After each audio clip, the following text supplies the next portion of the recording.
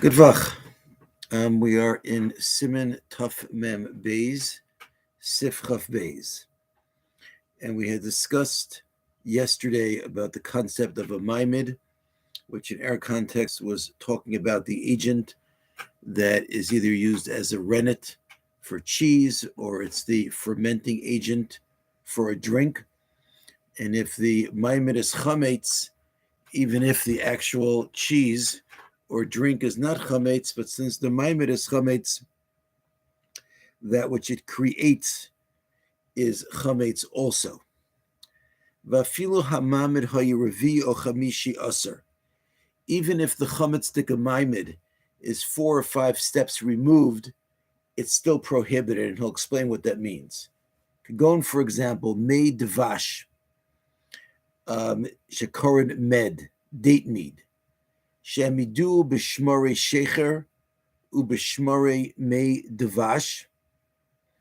And the maimid had originally been the thing that was used as the agent to ferment it, was sediment from beer, which, as we've discussed, is chametz, or sediment from other med. And Hemido made vasheni, ubishmar sheni, Hemid made vashlishi, umishlishi revi chamishi. And then, after the original med had been fermented using beer hops, you then took the med and used it to ferment more med and more med and more med, even if you did that 4 or 5 times. Chayev levara filu made vasha achron. Even the last med, which was fermented, is still prohibited. You have to get rid of it. Vim avar ad la'achar Pesach. If you didn't get rid of it till after Pesach, asurim bahana'a. You're prohibited from deriving any benefit. The davar hamamid havi chametz be'en.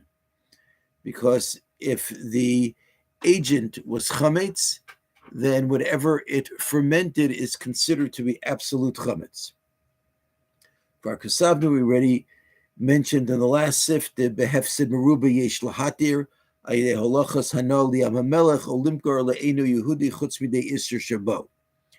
In a case where you will suffer great loss by getting rid of it, there's room to be lenient by either destroying the value of the mamid or by selling the food, the med in this case, to someone who's not Jewish, but subtracting from the sale price the value of the mamid.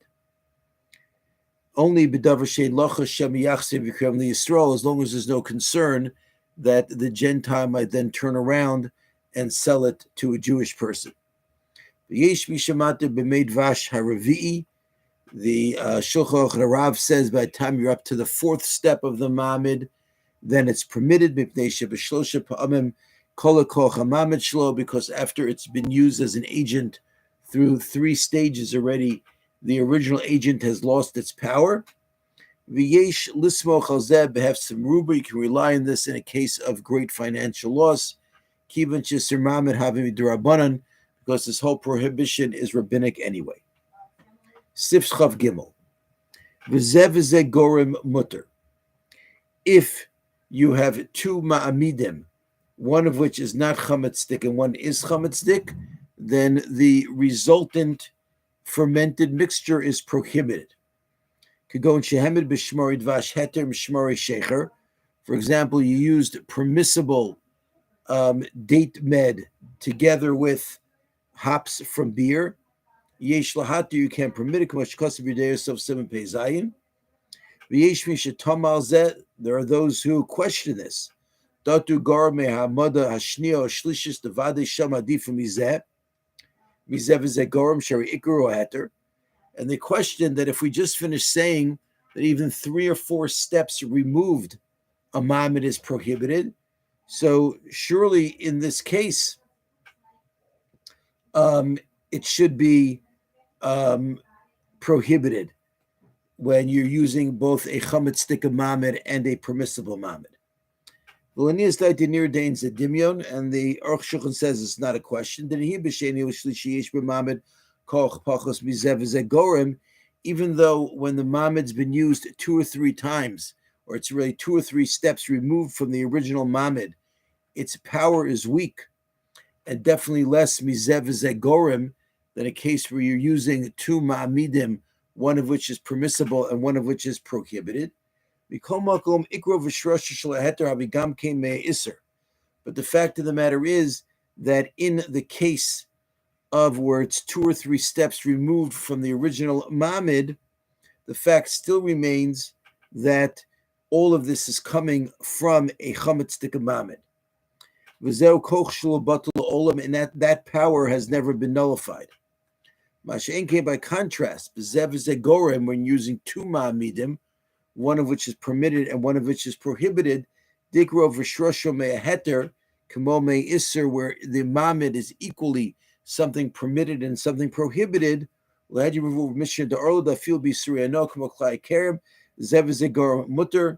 the Mishnah says in Orla that any cases of zev zegorim, when you have two causes, one is permitted and one is prohibited, the result is mutter, the mutter afilu ba'achila, and that it is permitted even to be eaten. Sifchav Dalet. Gevina she'emida bekeva shehoisa bekli chametz, asur la'ochla u'mutter la'ashosa. So if you're using the rennet from the intestine of an animal, but that rennet had been left in a chametz vessel for 24 hours, and then you took that rennet and you made cheese out of it, so you may not eat it, but you may keep it over Pesach. And again, it's only a problem if the rennet had been in the chametz vessel 24 hours. Even though after 24 hours, we should generally assume that any chametz taste has already been rendered as not imparting a good taste and therefore should not create a problem. So if you have to say that this is like something which is sharp, in which these rules do not apply, and we don't say that after 24 hours, the taste is pogum. He says, V'dochak lomer kain, that's a little bit of a forced answer. If you cook med in a beer vat, if you did that within 24 hours of having had beer in the vat, it's completely prohibited. After 24 hours of cooking the beer in the vat, you then made the med in the vat, mutar b'shehiyah. You're allowed to keep it after Pesach, over Pesach, davinosin tam lefgam, because we say that the taste of the chametz will be imparting a bad taste. Ubesafik imutoch meis leis or la'achar meis leis, if you're unsure whether or not the med was made within 24 hours of the beer, yesh lahakel, you can be lenient to stam kelim ein ben yoman. We generally work with the assumption that a vessel has not been used within the last 24 hours.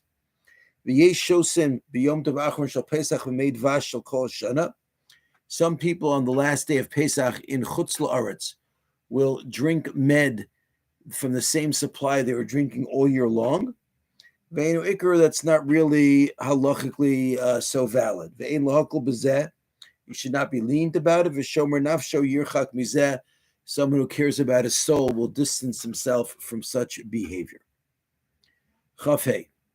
The Kosvu, the poskim wrote, Shenogu lagar haksolim v'akiso sheish b'meizadibu chametz, that the minhag is to scrape walls and chairs that have any chametz stuck to them. V'gam shekvar nispatel, even though the chametz is already batel. Mikol mokom yesh lam mashi yismochu, there is room for them to rely on the schumrah. D'shema yipol pira b'toch ha-pesach, because of a concern that maybe a crumb of chametz will fall into food on Pesach. If there's chametz in a crack and you can't dig it out, put a little bit of mud on the crack, so the chametz should no longer appear like chametz. Nowadays the minhag is menakim harbe, they clean a lot for rochsim, and they wash for shufin, and they scrub and machatitin, and they dig achar mashu chametz, even after a tiny bit of chametz lavara to get rid of it. Ubatzek shenishar besitkei areva. let's say you have a trough, let's say a wooden trough, and that you use for kneading, and there's some dough left in it. Im yesh kazayis b'makom echad. Now, this dough got into the cracks in this large wooden trough or wooden bowl. So if there's a kazayis of dough all conglomerated together in a crack, chayev levar, you have to get rid of it. And if you don't, for overall zeb b'al yirah, you'll be transgressing the prohibition of seeing chametz on Pesach. However, upachos mikazayis, if the amount of dough in one place is less than a kazayis, imzahu kidei lechazik bo sitke areva, if the dough is placed there in order to strengthen the cracks in the big bowl, oliston bo nekev, or to plug up a hole, batel b'miuto, then it's batel. Vimlav, but if not, if it's just stuck there and it wasn't put there for any functional purpose, chayev levar, you are obligated to get rid of it. Ukazayis, if there's a whole kazayis of chametz, afil b'makom ha'asui lechazik, even if it's in a place where the intention of being put there was in order to strengthen the trough, chayev levar, you have to get rid of it. Zeh shitas harif perak gimel v'Rambam perak beis. However, Sifcha Vav, Shitas Rashi's opinion. We're going to end up seeing three opinions. We just saw the Rambam's opinion. Now we're going to see Rashi's opinion, and afterwards we're going to see the opinion of the Ri in Tosfos. According to Rashi, the Beshuli Areva on the bottom of the bowl, Afilu b'kazayis, even a kazayis, ain't sarach levar, you don't have to get rid of it. Ubesofa halyona, on the top edge of the bowl, Afilu b'pachos mikazayis, even if it's less than a kazayis in one place, chayev levar, you have to get rid of it. Ubitfanoseha, on the side walls of the bowl, if you have a kazayis v'makom echad, a kazayis in one place, chayev levar, you have to get rid of it. But if you only have pachos mikazayis v'makom echad, if in any place the total quantity is less than a kazayis, ein sarach levaer, you have no need to get rid of it.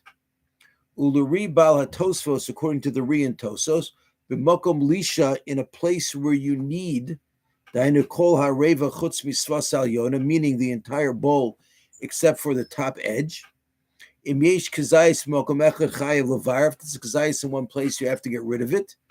Afilu hi asui lechazek, even if its purpose is to strengthen the bowl.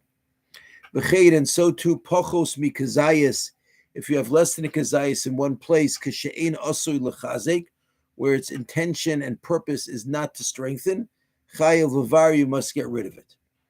Aval pachos mikazayis v'makom asui lechazek, but less than a kazayis in a place where the purpose of the dough being left there is to strengthen the areva, ein sarach levar, you do not to get rid of it, need to get rid of it. V'shelo b'makom lisha, but not in a place where you are needing, lo ein sarach levar, you never have to get rid of it, ad until and unless shehei kazayis b'makom she'eno asui lechazek, unless there is a whole kazayis together that is not serving a strengthening function. Pachos b'kazayis, less than a kazayis, afil eno asui lechazek, even if it is not functioning to strengthen the bowl. Oh, or if it is asur lechazek, or if its purpose is to strengthen the bowl. Afilu kazayis, even a kazayis, eino chayev levayer, you don't have to get rid of it again, according to the Ri, if it's not in a makom lisha, not in a place where you're kneading, meaning the top edge of the bowl. V'hol delo chayshinan b'chol pachos mikazayis makom shein tzarich levayer shem yochlenu. And why, if it's less than a kazayis, are we not afraid that when we tell you don't have to get rid of it, you might come to eat it? Mishum de beisa leka klal chshash zeh, because when it comes to the dough, there is no such concern. She'enu royal achila, it's really not edible. Ulashema yofa v'yo, it's not edible because it's dough. And a concern that maybe you'll take it and bake it and then eat it, lo matzinu chshash zeh, there is no basis for such a concern. V'gam she'enu royal afilu pnei yeshenuso, it's probably also not fit for baking because it's old, v'kashyuso, and hard, but v'chametz miyahava, it's still chametz.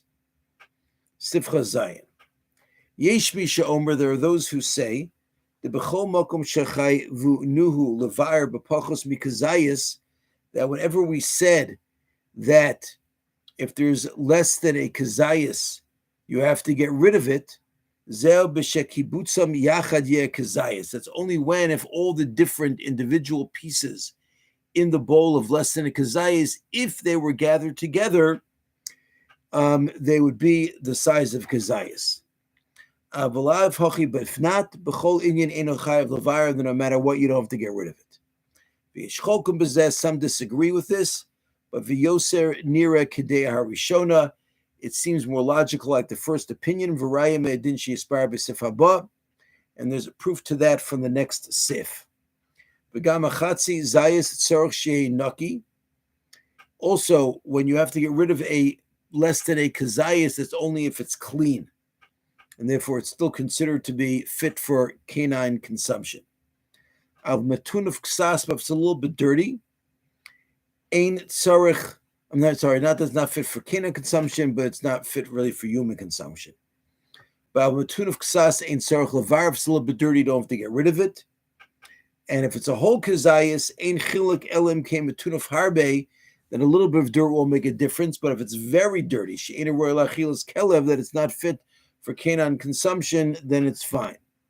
But all of this is only according to the halacha. But the minhag is levar lachatet afilu mashu ba'alma, is to go after even the tiniest little bits of chametz. Sif chavches.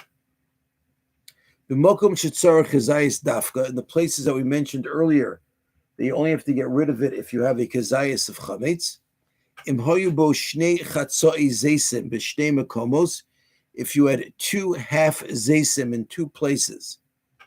The chut shel batzek beineim, but the 2 half zeisim are connected by a thin line of dough.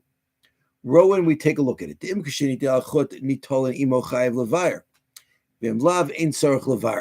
If you picked up the connecting dough, would the 2 half zeisim pick up also?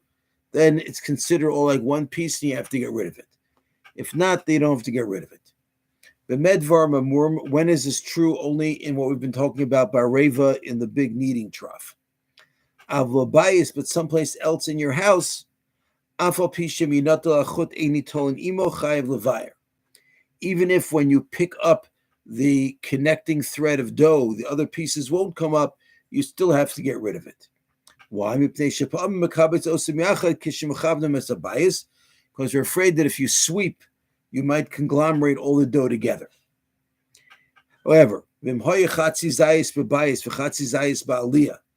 if you had 1 half zayis downstairs and 1 upstairs, or chatzi zayis b'bayis, chatzi zayis b'achsadra, or half a zayis in the house and half a zayis in the vestibule, or chatzi zayis b'ayzev, chatzi bayis shelafnim mimenu, we had 2 separate apartments, and 1 apartment at half, the other apartment at half. In all of these cases, the Gemara poses the question of, are you obligated to get rid of them? And there is no resolution in the Gemara. Therefore, and therefore, even if you did bittul, your obligation of getting rid of the chametz is a suffix midrabanan. Of checking for the chametz actually is suffix derabanan, l'kula, and we're lenient. However, if low bittul, if you did not do any bittul, then the continued existence of the chametz in your house is a sfeika d'oraisa, is a suffix on a possible d'oraisa Torah prohibition, and therefore l'chumra you have to be strict. Therefore, im kodem sheish, if it's before the 6th hour of every Erev Pesach mevat lo belibo, all you have to do is nullify it in your house, in your heart in these cases, v'dayu, and that is sufficient. But if it's already the 6th hour, and then chametz is usher from the Torah, v'kolshken achakach, and shortly afterwards, v'lo bittul, you didn't do any bittul yet, chayav levar, you have to get rid of the chametz in all of these cases of half a kazayas in each of 2 different places. Sif chavtes. The Pirush Rashi Sham, according to Rashi over there in Meseches Pesachim, Daf Mem He Amud Beis, Haboy K'Shechatzi Zayis Munochem Kan V'Kan, is we have half a Zayis in each one of those 2 locations. Chem Bevur, V'Divrei HaRosh V'Atur, and that's how the Rosh and the Tur also understand the Gemara. Av Medivir Ram Perik Beish Kosav Hovel Chatsoy Zaysim Dvukim Bekostol Bekoros Bekakos Inav Chayev Levaer Ella Mivatlo Belibo Vidayo. But the Rambam says that since these half zaysim are stuck on the walls or the beams or the ground, you don't have to get rid of them. You can just do bittul, and that's sufficient. The Beis Yosef writes the same thing. Shmamina, you see the Mefarshi Haboi, they explain that the Gemara's shaila is dafka kishachatzoy zaysim dvukim, is only when these half zaysim of dough are stuck somewhere. Habalavachi, but otherwise, if they're just lying around, vaday chashinan shiagiu zelazeh, we are definitely concerned that sometime over Pesach they will meet up with one another. And ubayis echad, in one house, afil bidvukim, even if they're stuck to the wall, chashinan, we are still worried. The shemek shiyanake sabayis, maybe we'll clean the house. Yasiru me'adibug, you'll unstick them. V'karvem zelazeh, you'll bring them close to one another. Sif lamed. Chametz shenis apesh kodem zman isur, chametz which rotted before the time of prohibition. V'nifsal me'achilas kelev, and it is no longer fit for canine consumption. O shesarafo be'esh kodem zmano, or you burned it prior to the time of prohibition. V'nechrach, and it is burnt ad she'inu roy lekelev, until it is not fit for canine consumption. Or yichto liyeshiva, you designated it to serve as a tool, so betit, and you smeared it with mud. Mutter l'kaim Pesach, you can keep it on Pesach. Avachila aser, you can't eat it. The kivan da achshave la'achila, because once you consider it to be fit for food for you, haviachila, and that's called eating it. Upashit the ein achiv midiraisa, but still, even in the case where you decide to eat this unfit food on Pesach, it's not a Torah prohibition. Because just the fact that you consider it to be food doesn't change what it is. But rabbinically it's prohibition since it was originally chametz. Why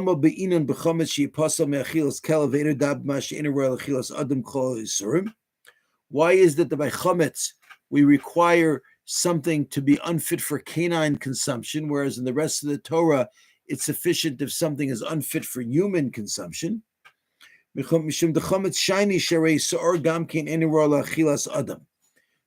that by chametz is stricter because the starter sourdough is also not fit for human consumption. But if you eat it, there is a punishment of kares. Because you can use it in order to make another dough chametz. So too is true by all sorts of chametz. Even if it is not fit for consumption by humans, can be an agent to make a different dough chametzdik, as opposed to when it is no longer fit for canine consumption, it ain't fit for nothing. Good vach.